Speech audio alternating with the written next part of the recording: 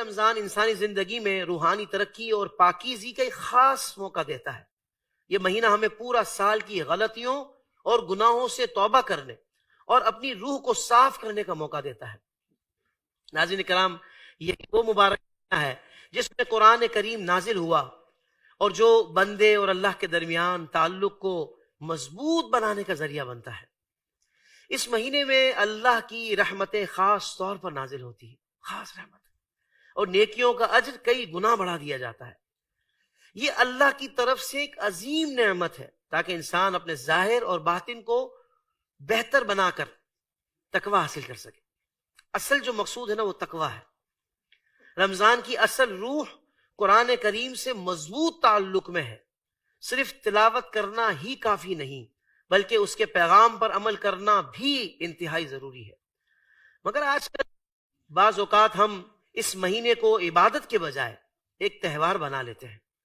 سحری اور افطاری میں حد سے زیادہ کھانے پینے اور پرتعیش محفلوں میں مصروف ہو کر ہم روزے کے اصل مقصد یعنی نفس پر قابو پانے کو بھول جاتے ہیں۔ اسی طرح ضرورت مندوں کی مدد کرنا بہت بڑی نیکی ہے۔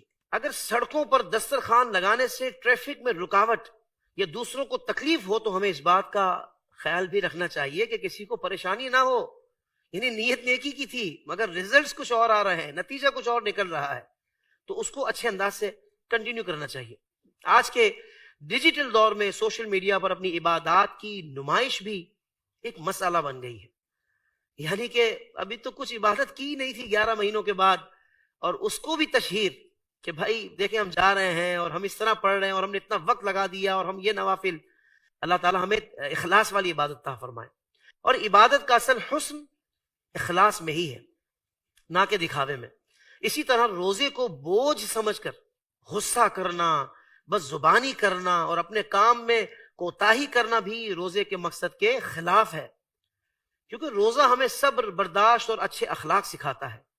اصل کامیابی انہی لوگوں کے لیے ہے جو رمضان کو اپنی اصلاح، اپنے اخلاق کو بہتر بنانے اور اللہ سے اپنے تعلق کو مضبوط کرنے کا ذریعہ بناتے ہیں۔ زندگی کے تمام شعبوں میں دینی رہنمائی حاصل کرنے اور آخرت کو بہتر کرنے کے لیے ہمارے YouTube channel Islamic digital studio کو سبسکرائب کر لیں اور بیل آئیکن بھی پریس کر لیں۔